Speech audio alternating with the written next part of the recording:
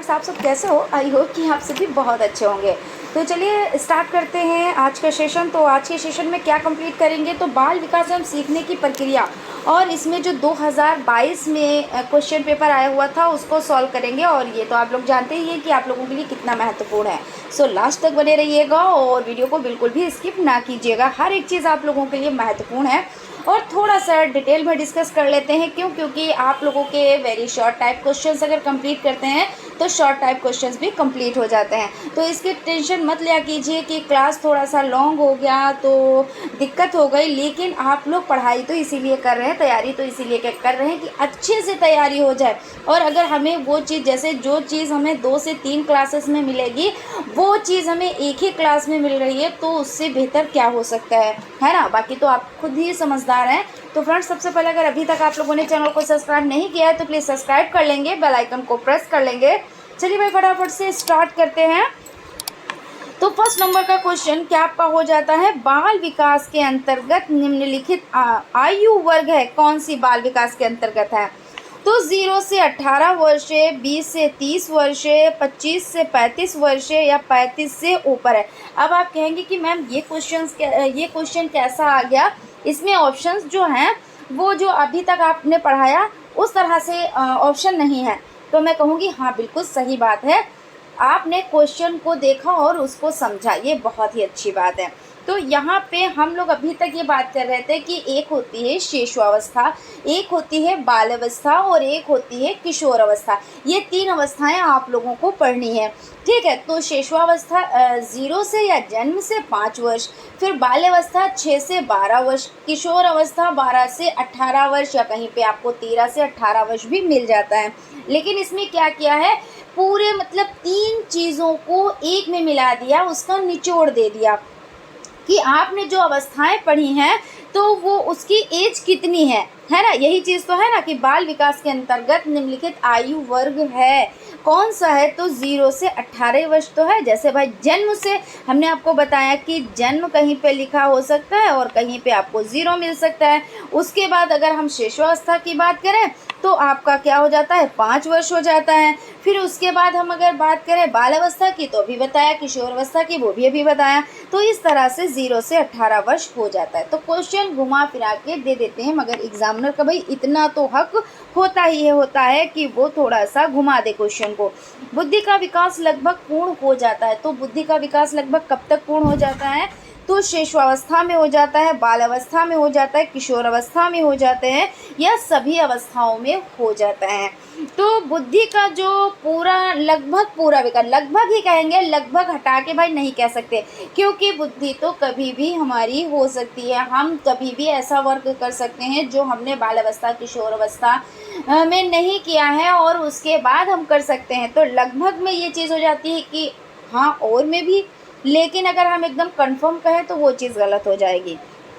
लगभग पूर्ण हो जाता है तो किशोर अवस्था में पूर्ण हो जाता है। नवजात शिशु में हड्डियों की संख्या होती है तो 100 होती है, 205 होती है, 270 होती है, 350 होती है। तो नवजात शिशु में हड्डियों की संख्या पूछी जा रही है तो यहाँ पे 270 हो जाएगा। और अगला क्वेश्चन आपका हो जाएगा, सीखने को प्रभावित करने वाला सबसे प्रभावपूर्ण कारक है।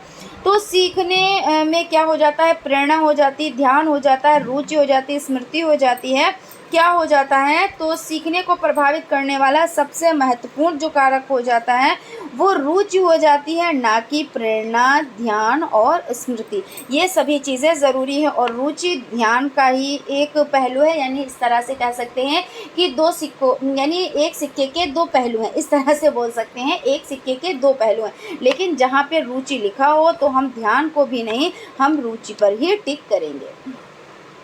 सीखने की सही परिभाषा है क्या? आदेशों का पालन करना, रटना, अनुभव, प्रशिक्षण द्वारा व्यवहार में परिवर्तन, दूसरों के साथ काम करना। तो क्या है, जब आप सीखते हैं तो ये क्या होता है, आदेशों का पालन करना क्या सीखना हो गया? भाई किसी के अब नीचे वर्क कर रहे हैं और आप क्या उसके आदेशों का पालन कर रहे हैं, जी हाँ इतना कर रहे हैं, तो क्या आपने कुछ सीखा? नहीं, वही एक रटी रटाई बात बोल रहे हैं कि भाई उनकी बात हमें माननी है, उनका कहना मानना है, वो सही कहें या गलत कहें। उसके बाद रटना, कोई चीज़ अगर आप रट रहे हैं तो क्या आप सीख रहे हैं? नहीं जी, आप सिर्फ रट्टा मार रहे हैं, चीज़ों को सीख नहीं रहे हैं। बस उतने पे ही आप डिपेंड रह जाएंगे जितने का आप रट्टा मारेंगे। अनुभव प्रशिक्षण द्वारा व्यवहार में परिवर्तन, बिल्कुल सही है कि जब आप अनुभवी हो जाते हैं, यानी जब आप पे कहते हैं नहीं आप सीखते कैसे हैं, तो एक ऐसा होता है कहते हैं बादाम खा के हमने सीखा, ठीक है, हमारा तेज दिमाग हुआ, नहीं धोखा दे के धोखा खा के आपने सीखा। एक वो वाली बात होती है ना कि हमने कितने धोखे खाए और कितना लोगों की सही, तो हम क्या है ज़्यादा से ज़्यादा सीखेंगे। और अगर हम एक कोने में ही बैठे रहेंगे तो हम जानेंगे कुएं की मेंढक है, तो हम क्या कुछ नहीं सीख पाएंगे। तो जब हमारे पे पड़ती है, हमारे पे कठिनाइयाँ पड़ती हैं, हम उनको झेलते हैं, तो क्या होता है हम बहुत सी चीज़ें सीख जाते हैं जो कि हम स्कूल जाके भी वो चीज़ें नहीं सीख पाते, क्योंकि स्कूल में तो आप शिक्षा ग्रहण करेंगे ना, लेकिन ये सभी चीज़ें जब आप पे पड़ती है, पड़ती का मतलब ये होता है कि आपके साथ कोई गलत करता है, आपके साथ गलत होता है, ठीक है, कोई आपको अपशब्द कह रहा है, कोई कुछ कह रहा है, तो क्या है आप समझ जाते हैं कि दुनिया के लोग ऐसे होते हैं, तो अनुभव हो जाता है। और प्रशिक्षण यानी जब आपको ज्ञान दिया जाता है, आप चीज़ों को सीखते हैं, तो वो आपका हो जाता है। और इसमें क्या होता है व्यवहार में अपने आप से परिवर्तन आ जाता है, तो ये आपका बिल्कुल सही है। और दूसरों के साथ काम करना, हाँ सीखते हैं दूसरों के साथ काम करने से, लेकिन वही रटी रटाई चीज़ें हम सीखते हैं। उसके बाद अगला क्वेश्चन है प्रयत्न एवं मूल सिद्धांतों का प्रतिपादन किया, तो कोहलर ने किया, योकस ने किया, थॉर्नडाइक ने किया, हल ने किया। तो प्रयत्न एवं मूल सिद्धांत का जो प्रतिपादन है वो थॉर्नडाइक हो जाएंगे। और बालक के नैतिक विकास का तात्पर्य है उसके सामाजिक विकास, शारीरिक विकास, धार्मिक विकास और चारित्रिक विकास, यानी बालक के नैतिक, अब नैतिकता के गुण कि क्या होता है सभी से अच्छे से हमें बात करनी चाहिए, सभी से मिलजुल कर रहना चाहिए, किसी को अपशब्द नहीं कहना चाहिए, किसी की बुराई नहीं करनी चाहिए। ये हम कैसे सीखते हैं? तो हमारा ये नैतिक विकास होता है। और इसमें क्या होता है चारित्रिक विकास होता है। आप किसी को भी उसकी बॉडी लैंग्वेज से समझ सकते हैं। ऐसे तो समझने के लिए पूरी ज़िंदगी कम है, लेकिन आप में अगर किसी में कोई आपके सम्मुख है और किसी में इस तरह के गुण पाए जाते हैं, तो उसकी बॉडी लैंग्वेज ही आपको बता देगी कि हाँ ये बंदा मैनर्स वाला है, इसमें चारित्रिक गुण है ना, हो जाता है। और वैसे तो इंसान को पहचानने के लिए पूरी ज़िंदगी ही कम होती है, और कहते नहीं एक पल में भी पहचान लिया जाता है और पूरी ज़िंदगी भी कम है। निम्नलिखित में से कौन सा प्रकार मनोवैज्ञानिक है? तो बहिर्मुखी है, सैद्धांतिक है, भक्तिहीन है, राजनीतिक है। कौन सा प्रकार मनोवैज्ञानिक है? तो बहिर्मुखी हो जाता है। और बहिर्मुखी जो व्यक्तित्व है, देखिए एक अंतर्मुखी वाला होता है, एक बहिर्मुखी वाला होता है, उभयमुखी वाला होता है। तो बहिर्मुखी वाला अलग तरह का होता है, यानी वो सब में बैठना और सबसे बात करना, इस तरह से उसका एक स्वभाव होता है। अंतर्मुखी वो अपने क्या होता है, अपने काम से काम रखता है, वो क्या करता है, वो ज़्यादा बातों में नहीं पड़ता है, ज़्यादा दोस्त नहीं बनाता है, इस तरह से होता है। उसके बाद है आत्म केंद्रित व्यक्तित्व का व्यक्तित्व कैसा होता है, यानी होता है, यहाँ पे कैसा होता है ना, ये चीज़ है। तो अंतर्मुखी होता है, बहिर्मुखी होता है, उभयमुखी होता है, सभी होता है। तो आत्म केंद्रित जो व्यक्तित्व होता है, यानी अपने आप में ही आत्म केंद्रित है, यानी तो वो अंतर्मुखी हो जाएगा। और उसके बाद है चिंतन के साधनों में से एक है, तो संकेत है, रटना है, गुणों का विश्लेषण है, सामान्यीकरण है। तो चिंतन के साधनों में एक संकेत हो जाएगा। और बालक में अभिप्रेरणा उत्पन्न करने का प्रमुख स्रोत है, तो उद्दीपक है, रुचि है, आवश्यकता है, उपरोक्त सभी। अब यहाँ पे उपरोक्त सभी दे दिया, तो उद्दीपक भी है और रुचि भी है और आवश्यकता भी है, तो इस तरह से सभी हो जाएंगे। और जहाँ पे सभी नहीं है तो वहाँ पे रुचि को ही हम करेक्ट मानेंगे। स्मृति एक आदर्श पुनरावृत्ति है। यह कथन किसका है? पुनरावृत्ति, यानी बार बार उस चीज़ को रटना, बार बार उस चीज़ को कहना है ना, बार बार कोई चीज़ आ रही है वो। तो स्काउट है, जेबस है, राइबोर्न है, रॉस है, तो स्काउट हो जाएंगे। सृजनात्मकता बालक की विशेषता है कि वह संवेदनशील होता है, परिहास प्रिय होता है, जिज्ञासु होता है, उपरोक्त सभी। तो यहाँ पे जहाँ पे उपरोक्त सभी है, ज़रूरी नहीं कि उपरोक्त सभी ही सही हो। इस तरह के क्वेश्चंस थोड़ा ध्यान से किए जाते हैं, थोड़ा ज़्यादा टाइम देके। तो क्या कहना है, सृजनात्मक बालक की जो विशेषता है वो कैसा है, संवेदनशील है, परिहास प्रिय है, जिज्ञासु है। तो वो जिज्ञासु होता है, यानी वो कुछ करना चाहता है, कुछ करने के लिए वो तत्पर है, यानी वो तैयार है। तो वो कैसा है, जिज्ञासु है वो। और संवेग का प्रकार है तो क्रोध है, भय है, ध्यान है, प्रेम है। अब यहाँ पे देखिए, मैंने एक चीज़ देखी कि संवेग का प्रकार है हमने कहा, लेकिन यहाँ पे पूछा गया नहीं है। तो जो है वो गलत होगा, जो नहीं है वो सही होगा। तो क्रोध है, भय है और प्रेम है, ये तीनों क्या हैं, संवेग के प्रकार हो जाते हैं। लेकिन जो नहीं है वो ध्यान हो जाएगा, और इस क्वेश्चन का आंसर यही राइट होगा, ध्यान। ठीक है, अगले क्वेश्चन पर चलते हैं। क्वेश्चन है, फ्राइड के अनुसार आक्रामकता का कारण है उच्च अधिगम, उद्दीपन, जिज्ञासा, उपलब्धि, प्रेरक। तो फ्राइड के अनुसार आक्रामकता का कारण उद्दीपन हो जाएगा। बाल विकास के अंतर्गत निम्नलिखित आयु वर्ग है। देखिए क्वेश्चन रिपीट हो गया है। 0 से 18 वर्ष, 20 से 30 वर्ष, 25 से 35 वर्ष, 35 से ऊपर। तो 0 से 18 वर्ष, और अभी इस पर हम डिस्कस कर चुके हैं। और बाल विकास उपयोगी है। बाल विकास किसके लिए उपयोगी है, तो बालकों के लिए उपयोगी है, या शिक्षकों के लिए उपयोगी है, या बालकों एवं शिक्षकों दोनों के लिए उपयोगी है, या उपयुक्त में से कोई नहीं। तो बाल विकास देखिए भाई, शिक्षक को जब तक ज्ञान नहीं होगा बच्चों के बारे में, तब तक आप ज्ञान कैसे देंगे, और बच्चों को भी उसका ज्ञान ज़रूरी है ना। तो बालकों एवं शिक्षकों दोनों को होना चाहिए इसका ज्ञान। तो यहाँ पे सा ऑप्शन आपका राइट है। और यहाँ पे आप लोगों के जो वस्तुनिष्ठ टाइप क्वेश्चन है वो हो जाते हैं कंप्लीट। और अगला क्वेश्चन जो हो जाता है, अगला क्वेश्चन का फर्स्ट नंबर क्वेश्चन आप लोगों के जो है वो अति लघु उत्तरीय टाइप क्वेश्चन है। और ये भी क्वेश्चंस कितने आते हैं, तो 15 क्वेश्चंस आते हैं। तो चलिए इनको कंप्लीट कर लेते हैं। तो सबसे पहला क्वेश्चन आपका क्या हो जाता है, सबसे पहला क्वेश्चन आपका जो हो जाता है वो है, शिक्षक को बाल विकास का ज्ञान क्यों आवश्यक है, 2 कारण लिखिए। तो भाई शिक्षक को बाल विकास का ज्ञान क्यों आवश्यक है, सिंपल सी बात है, मैं शिक्षक इस टाइम हूँ, वैसे तो आप भी भावी शिक्षक हैं, बनने वाले शिक्षक हैं, लेकिन अगर मुझे ही ज्ञान ना होगा तो मैं आप लोगों को क्या बताऊंगी, है ना। और अगर आप लोगों को ज्ञान ना होगा तो आप लोग जैसे जो आप पढ़ाओगे जिन बच्चों को, उनको कैसे बताओगे। यानी कि शिक्षक को इसीलिए ज़रूरी होता है इसका ज्ञान, क्योंकि वो क्या है भाई, शिक्षक है और उन्हें ज्ञान ज़रूरी है, क्योंकि वो बच्चों को बताएंगे, सिंपल सी बात है। तो चलिए यहाँ पे हम बात कर लेते हैं। बाल मनोविज्ञान जो हो जाता है, शिक्षक को सम्यक दृष्टिकोण प्रदान करता है, और बाल मनोविज्ञान की सहायता से बालक के विकास की विभिन्न अवस्थाओं का ज्ञान प्राप्त हो जाता है।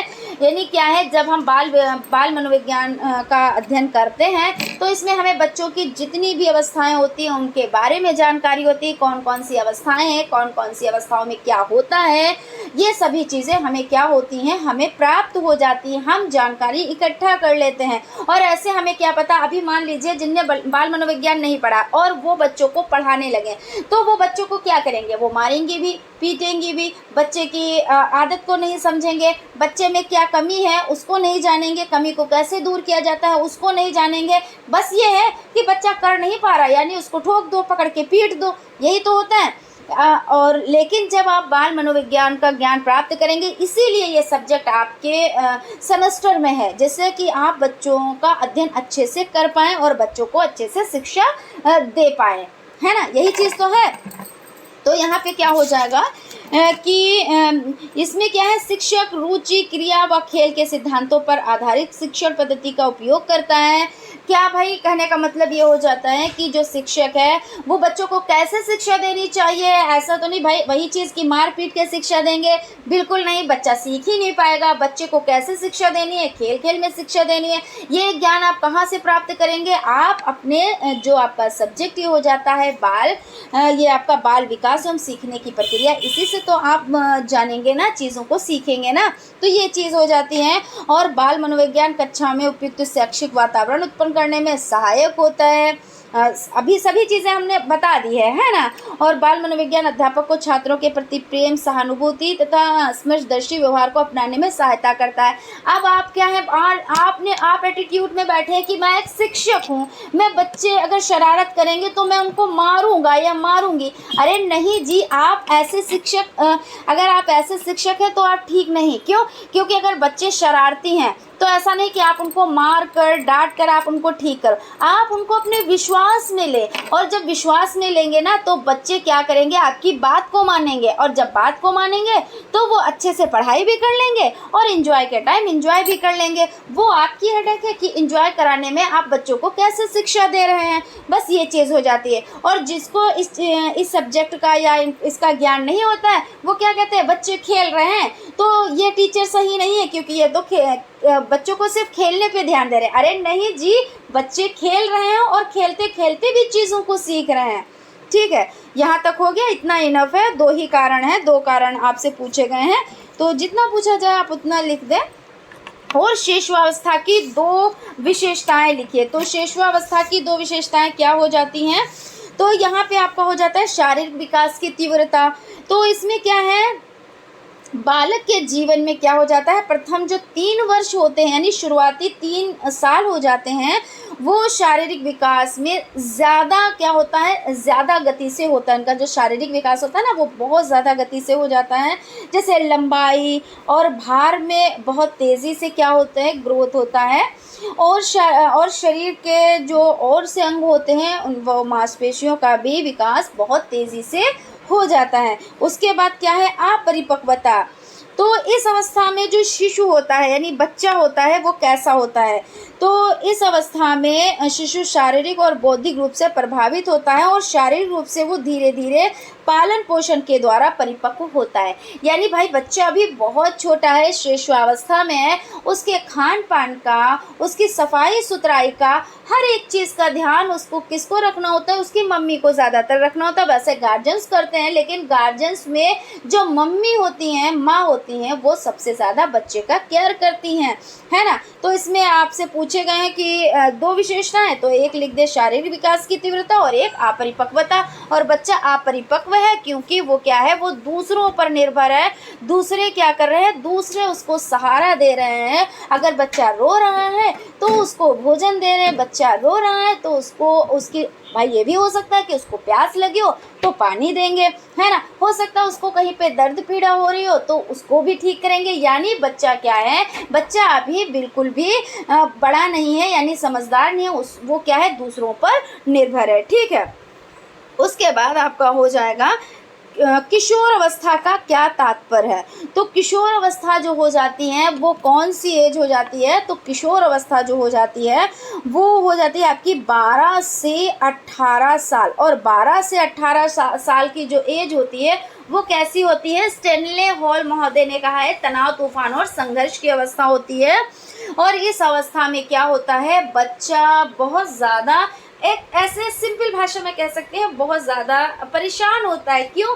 क्योंकि उसमें इतने चेंजेस ही होते हैं कि वो कहता है कि ये मेरे साथ आखिर हो क्या रहा है। शारीरिक परिवर्तन भी हो रहे हैं, मानसिक परिवर्तन भी हो रहे हैं। यानी वो क्या सोचता है, हो क्या रहा होता है शरीर में, ये सभी जो परिवर्तन हो रहे हैं वो कहाँ से हो रहे हैं, क्या मेरे साथ ही ऐसा हो रहा है या मेरे ही शरीर के साथ ऐसा हो रहा है, दुनिया में मैं ही इतनी मुसीबत में हूँ, ऐसा लगता है। लेकिन ऐसा होता नहीं है, क्योंकि बच्चों को क्या करना चाहिए, इस एज में आपको बच्चों को समझाना चाहिए कि भाई ऐसा नहीं है, चाहे वो लड़का हो या लड़की हो। अगर लड़का है तो उसके पापा को उसको समझाना चाहिए, लड़की है तो उसकी मम्मी को समझाना चाहिए कि बेटा ऐसा नहीं है, इस एज में सबके साथ ही ऐसा होता है। और जब सबके साथ ऐसा होता है तो उसमें एक चीज़ वो आ जाएगी कि हाँ सभी लोगों के साथ ऐसा होता है तो मेरे साथ भी ऐसा हो रहा है। यानी खुल के बात करनी चाहिए, ये नहीं है कि बच्चा किसी और से जाके खुल के बात करे जाके, फिर उसमें आ जाती है दिक्कतें। तो उसको अपने विश्वास में ले और बिल्कुल दोस्ताना भाव के साथ, जैसे होता है ना कुछ घरों में ऐसे होते हैं फैमिली मेम्बर, यानी फैमिली मेम्बर से मतलब है माता पिता जितना ध्यान रखेंगे उतना तो कोई ध्यान रख ही नहीं सकता ना बच्चे का।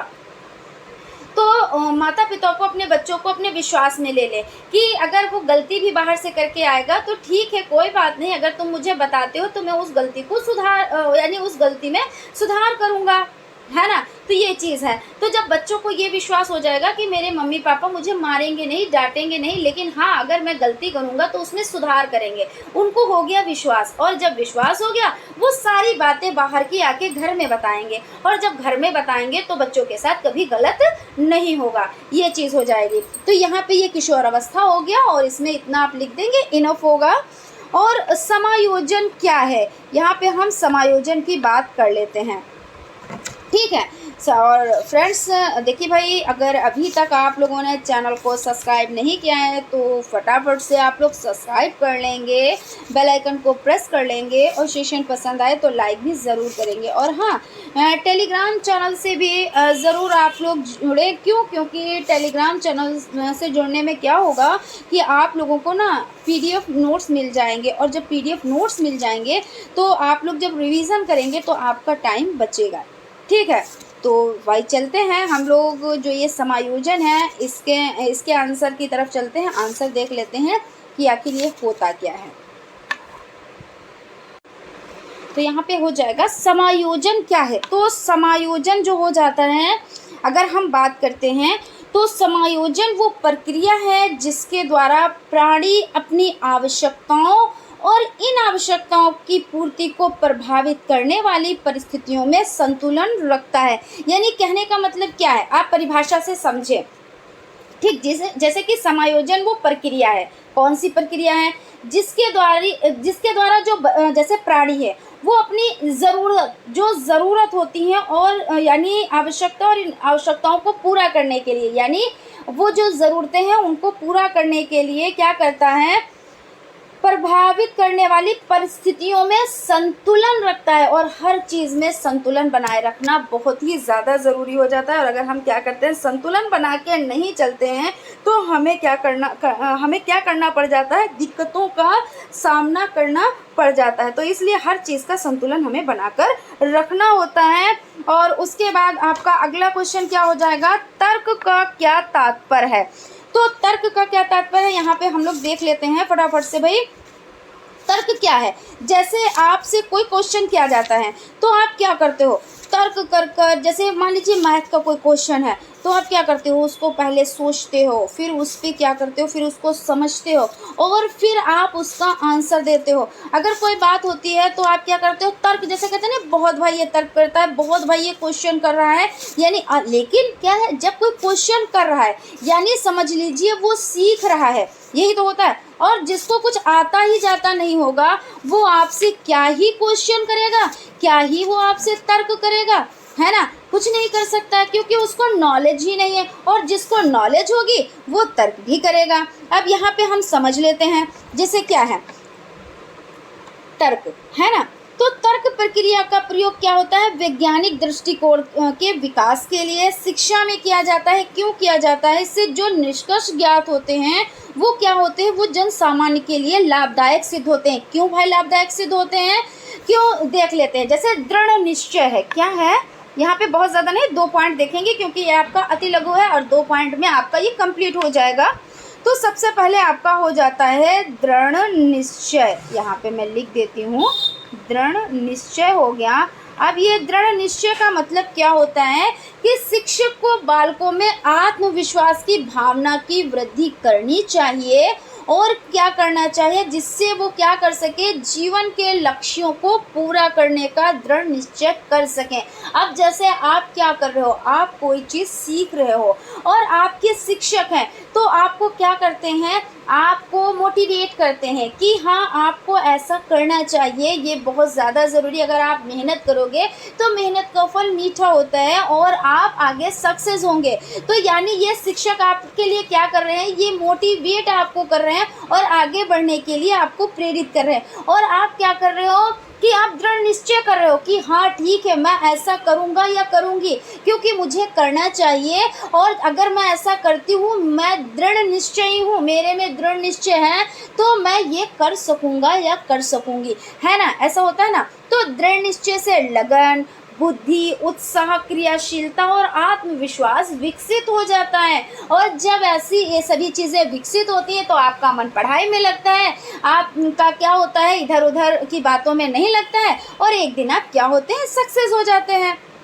है ना। तो जो ये क्या हो जाता है, तर्क शक्ति का ये आधार होता है। और स्वाभाविकता का विकास, स्वाभाविकता का विकास का मतलब ये होता है, यहाँ पे मैं लिख देती हूँ, ठीक है ना। स्वाभाविकता का विकास, स्वाभाविकता का विकास, ठीक है ना। इसमें क्या हो जाता है, इसमें भी हम डिटेल में देख लें। बालकों को कोई तर्क की प्रेरणा आपसी बातचीत से मिलती है। और क्या होता है, परिवार के सदस्यगण जब आपस में विचार विमर्श करते हैं तो बालक भी अपनी राय देते हैं। हमें उनकी राय को नकारना नहीं चाहिए, बल्कि क्या करना चाहिए, उनकी स्वाभाविकता की प्रशंसा करनी चाहिए। और इस प्रकार के विभिन्न रायों में से एक राय समस्या का समाधान करती है। अब क्या होता है, कुछ में जैसे ऐसा नहीं कि बच्चे हर बात में टांग अड़ाएं, वो चीज़ नहीं होती है। लेकिन अगर आप जान रहे हो कि आपका बच्चा काफ़ी अच्छा है, काफ़ी एक्टिव है, तो अगर आपके घर में कोई प्रॉब्लम आई है और आप लोग उस पर डिस्कस कर रहे हो और आप समझ रहे हो कि ये हमारा जो सदस्य है, यानी आपका जो बच्चा है, वो अच्छी राय दे लेता है, तो वो बोलेगा। और जब बोलेगा तो आप उसको डांटेंगे नहीं, आप उस पर क्या करेंगे, विचार विमर्श करेंगे कि अगर ये बात ऐसी बोल रहा है तो यानी कुछ तो है इसमें। फिर उस पर जब आप सोचेंगे, विचारेंगे, और हो सकता है जो आप नहीं सोच पा रहे हो वो बच्चा सोच रहा है ना। ऐसा होता है, क्योंकि कभी कभी ना छोटे बच्चे ऐसी बात कर देते हैं, छोटे बच्चे ऐसी बात कह देते हैं जिससे हमें बहुत ज़्यादा क्या होता है, सहायता मिल जाती है और हम उस समस्या का समाधान निकाल लेते हैं। तो किसी को कम नहीं समझना चाहिए, यही होता है स्वाभाविकता का विकास। और इस प्रकार क्या होता है, विभिन्न रायों में से एक राय समस्या का समाधान करती है, जो बालकों के मस्तिष्क की उपज होती है। और विद्वानों ने तर्क प्रक्रिया को बढ़ावा देने के लिए आगमन विधि को बहुत उपयुक्त माना है, ठीक है।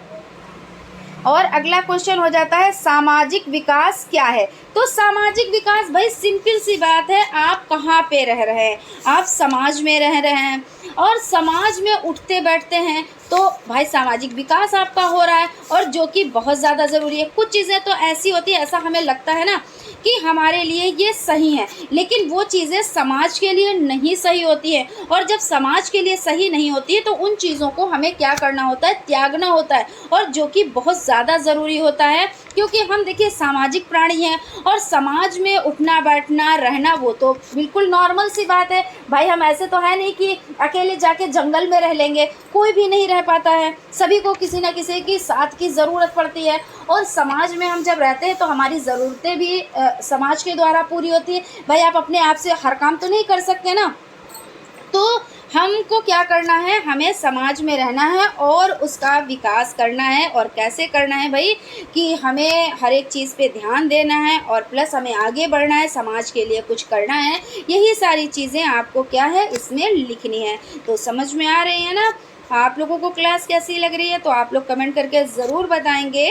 और भाई फटाफट से चलते हैं हम अगले क्वेश्चन की तरफ। क्वेश्चन क्या हो जाता है, व्यक्तित्व की कोई एक परिभाषा लिखे। तो सबसे पहले हम क्या करेंगे, हम समझेंगे व्यक्तित्व को, और उसके बाद हम इसकी एक परिभाषा लिख डालेंगे, है ना। तो सबसे पहले व्यक्तित्व क्या होता है, व्यक्तित्व का मतलब होता है पर्सनालिटी। और पर्सनालिटी का मतलब, जैसे पर्सनालिटी, कोई बंदा आया है ना, बहुत अच्छा सूट बूट पहने हैं। अब सूट बूट जब वो पहने हैं तो आप कहेंगे वाह कितना अच्छा ये बंदा है, कुछ लंबा चौड़ा अच्छा हष्ट पुष्ट, और वो सूट बूट पहने हैं बहुत अच्छा सा। तो आपने जैसे ही देखा कि भाई इसका व्यक्तित्व तो बहुत अच्छा है, यानी इसकी पर्सनालिटी तो बहुत अच्छी है, लेकिन जब आपने उससे बात की तो क्या पाया कि ये कुछ भी नहीं है, ये तो अजीब से बात कर रहा है, इसका बिहेवियर भी नहीं अच्छा है। यानी आपने क्या किया, बाहरी जो दिखावा था उस पर आप क्या हो गए, लोग गए हैं। यही तो होता है ना। फिर एक होता है कि आंतरिक, जैसे एक बंदा आता है और वो नॉर्मल से, बहुत नॉर्मल से वो कपड़े पहने होता है, ठीक है, और बहुत ज़्यादा वो सुंदर भी नहीं है, और आप कहोगे अरे ये ऐसे ही है, ऐसा होता है ना। फिर उसके बाद क्या है, जब आप उससे बात करते हैं तो आपको क्या लगता है कि हाँ भाई इस बंदे में तो कोई बात है, जब हमने इससे बात की तो हमें बहुत अच्छा लगा, और बड़े ही हिसाब वाली ये बंदा बात करता है और इधर उधर की ज़्यादा बकवास नहीं करता है, बहुत ही सभ्य इंसान है, बहुत ही पढ़ा लिखा बंदा है, और इसीलिए ये इतनी सिंपली, यानी इसीलिए इतना सिंपल सा है, ऐसा होता है ना। तो ये आपका क्या हो जाता है, ये हो जाता है व्यक्तित्व। और इसको आप बाहरी दिखावा, मुखौटा भी कह सकते हैं, और पर्सनालिटी जिसको आप कहते हैं, है ना। और फिर उसके बाद यहाँ पे हम एक परिभाषा व्यक्तित्व की देख लेते हैं फटाफट से। तो व्यक्तित्व की देखिए एक परिभाषा क्या हो जाती है, यहाँ पे हम समझ लेते हैं डेशिल के शब्दों में। किसके शब्दों में? डेशिल में। यहाँ पे लिख देती हूँ, डेशिल के शब्दों में। डेशिल के अनुसार इस तरह से आप कुछ भी लिख सकते हैं। तो इन्होंने क्या कहा है, व्यक्तित्व जो है, व्यक्तित्व के संगठित व्यवहार का संपूर्ण चित्र होता है। और आलपोर्ट ने क्या कहा है, यहाँ पे हम दो परिभाषाएं लिख देते हैं। आलपोर्ट महोदय ने क्या कहा है, आलपोर्ट महोदय ने क्या कहा है, व्यक्तित्व व्यक्ति के भीतर उन मनोशारीरिक गुणों का गत्यात्मक संगठन है जो वातावरण के साथ उसका अद्वितीय समायोजन निर्धारित करता है। अब देखिए, और तो हर चीज़ आपको सरल भाषा में बताई जा सकती है, सभी चीज़ें एकदम से उसको क्लियर किया जा सकता है, लेकिन परिभाषा भाई वो चीज़ होती है कि जिस रूप में है उसी रूप में आपको परिभाषा लिखनी है, ठीक है। उसमें कोई आपको चेंजेस नहीं करने हैं भाई। परिभाषा का आप लैंग्वेज उसकी चेंज करेंगे तो वो किसी और के अनुसार हो जाएगी। और ऐसा एग्जाम में आता है कि भाई इनके अनुसार लिखिए, मान लीजिए आ गया डेशिल के शब्दों में लिखिए, या आलपोर्ट के शब्दों में लिखिए, या कोई किसी और का नाम दे दिया, बोले इनके शब्दों में लिखिए। तो आपने अगर शब्दों में हेर फेर कर दिया तो परिभाषा फिर चेंज हो जाएगी, है ना। तो जैसे है वैसे ही आपको लिखना है। फिर उसके बाद आपका अगला क्वेश्चन क्या हो जाता है, आवाज़ में भारीपन किस अवस्था में आता है। तो जो आवाज़ में भारीपन होता है वो आ जाता है आपका किशोर अवस्था में। किस में आ जाता है, किशोरावस्था में। और जबकि मैं देखिए हर उसमें बताती हूँ, हर क्लास में बताती हूँ कि किशोर अवस्था ही एक ऐसी अवस्था है जो तनाव, तूफान और संघर्ष की अवस्था है, और उसमें बहुत सारे चेंजेस आते हैं। तो मानसिक भी आते हैं, शारीरिक भी आते हैं, आवाज़ में भी भारीपन हो जाता है ना।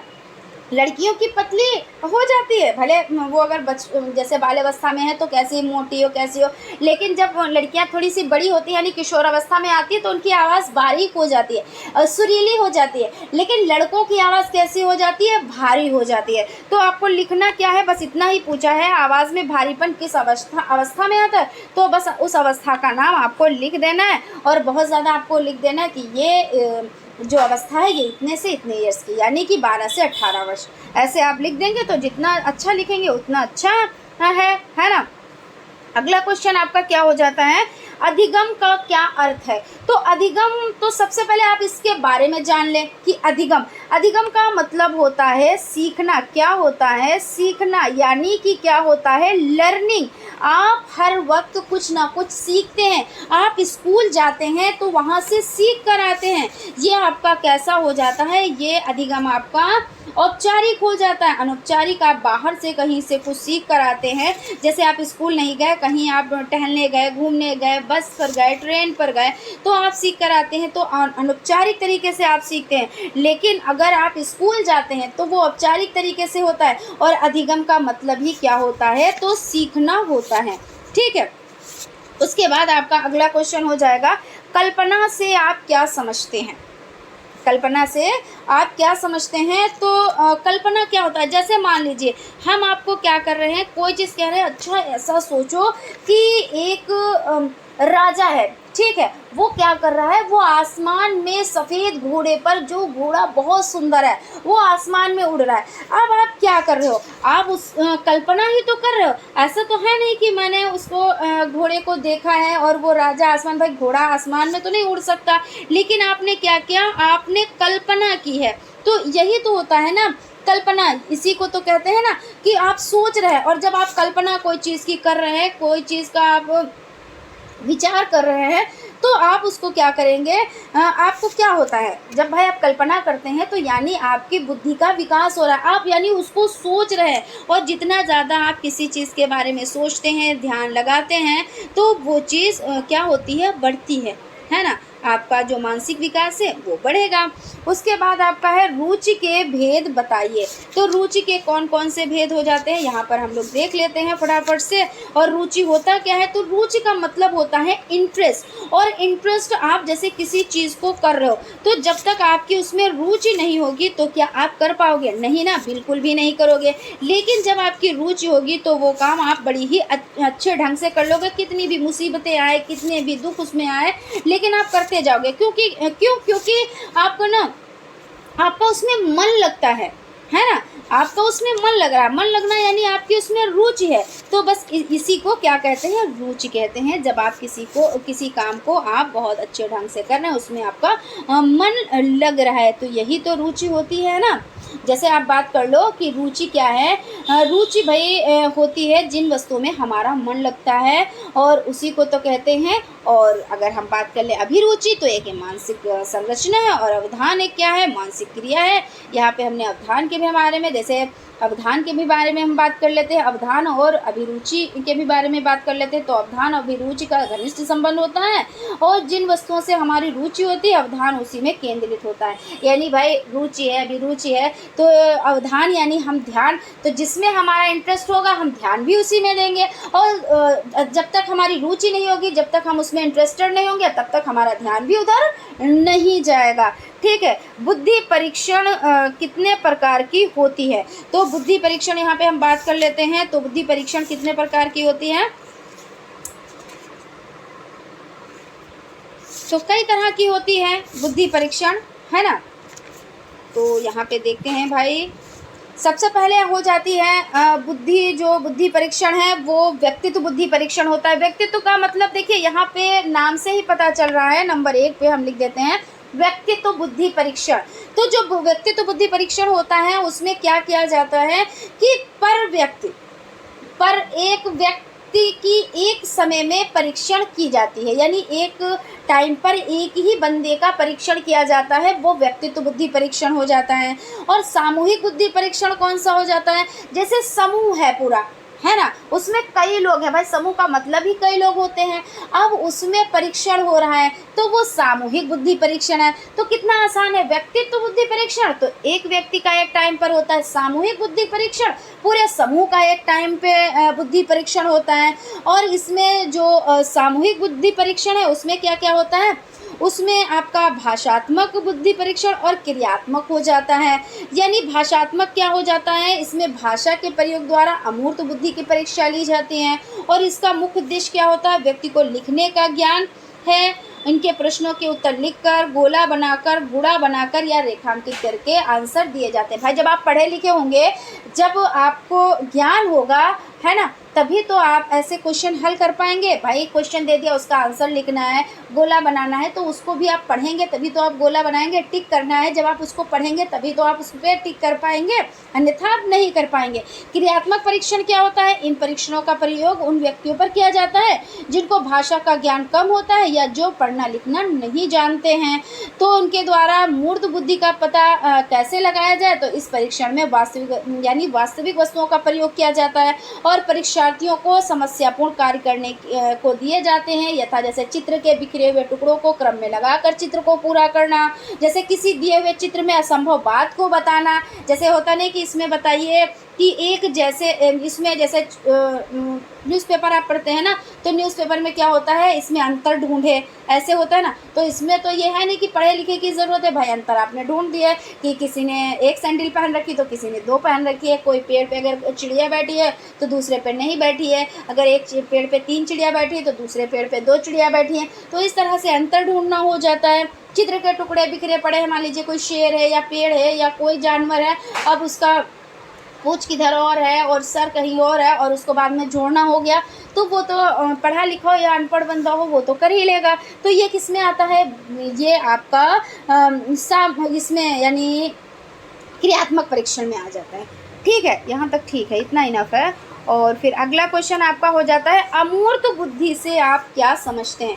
तो अमूर्त बुद्धि की अगर हम बात करते हैं तो अमूर्त बुद्धि ज्ञानोपार्जन के प्रति रुचि, रुझान, पढ़ने लिखने से संबंधित पुस्तकीय ज्ञान प्राप्त करने में, शब्दों और प्रतीकों के रूप में उपस्थित समस्याओं को हल करने में प्रकट होती है, जैसे गणित के सूत्रों को हल करने में, दर्शन और तर्कशास्त्र के विषय को समझने में, साहित्यिक रचनाओं की सौंदर्याभूति और बुद्धि कार्य करने में अमूर्त बुद्धि का प्रयोग किया जाता है। ठीक है, और उसके बाद अगला क्वेश्चन कौन सा हो जाएगा, शारीरिक विकास का अध्ययन क्यों जरूरी है और 2 कारण बताएं। तो यहाँ पे हम देख लेते हैं शारीरिक विकास का अध्ययन भाई क्यों जरूरी है।